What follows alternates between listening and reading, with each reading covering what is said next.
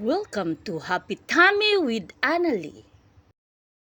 Hello guys, for today's video, nahihirapan tayong nagkalisod-lisod. Pinawisan tayo ng maraming singot. Ha, char, all joke.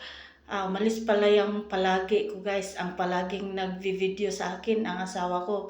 Sinundo niya mga bata sa school guys, kaya ito, nagkandara pa tayong mag-video sa sarili natin. So, sabayan nyo ako guys, magluto tayo ng ulam for our dinner.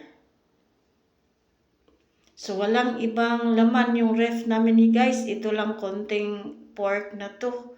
Tapos, hindi ako makakuha ng mga gulay sa garden namin kasi umuulan. At ang kasama ko dito ay ang 3 years old na son lang namin. So, ang ginawa natin guys, nilagyan lang natin ng asin yung pork at pinalabas natin yung natural niyang tubig. So, kung ano lang available meron tayo, yun lang gagamitin natin.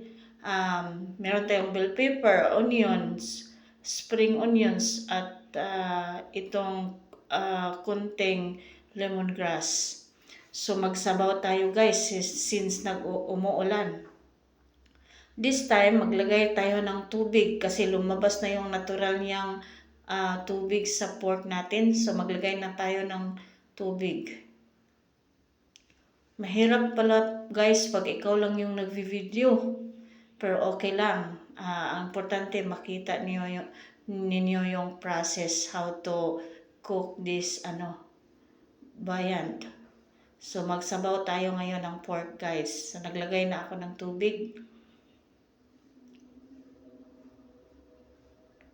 Palutuin lang natin yung pork guys. Dapat yung tama na, malambot na siya. So this time, nag-add pala ako ng luya guys, ginger. Kumuha ako saglit ng luya kasi nakalimutan ko. So nag-add tayo ng luya, pangpalasa ng ating sabaw. So palutuin lang natin yung pork natin guys. Yung sa timpla natin, mag-add na lang tayo ng konting asin nito. Ano lang ginamit natin? Asin at saka yung konting So this time guys, since luto na yung pork natin, ilagay na natin yung mga yung bell pepper at saka yung onions. Ito. At saka yung lemongrass guys, ilagay na natin. Tapos i-final na natin yung lasa niya.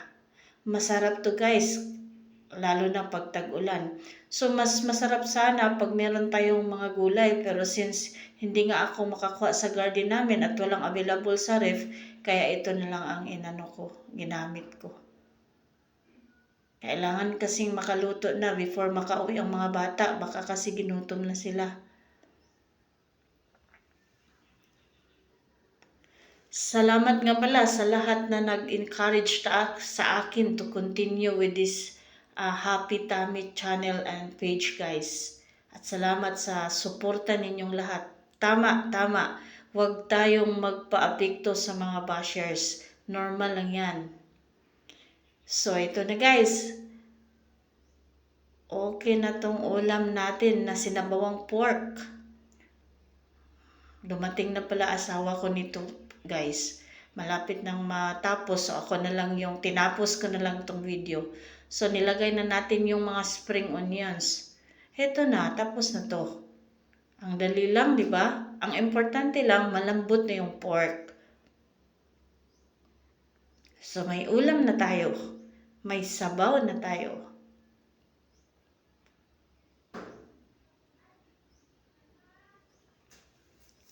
Charan! Wow! So maglagay na tayo sa ating lagayan guys. Ready na for our dinner. So pork lang, tapos yung mga yung bell pepper, onions at saka lemongrass. Solve na ang dinner natin. Ang importante may sabaw tayo para dadami yung pork, 'di ba? Low budget lang din to, guys.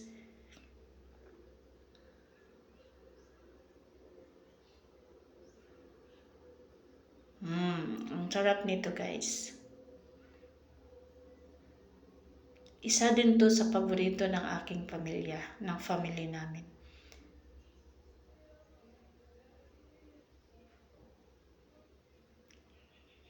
So guys, thank you for watching. Thank you.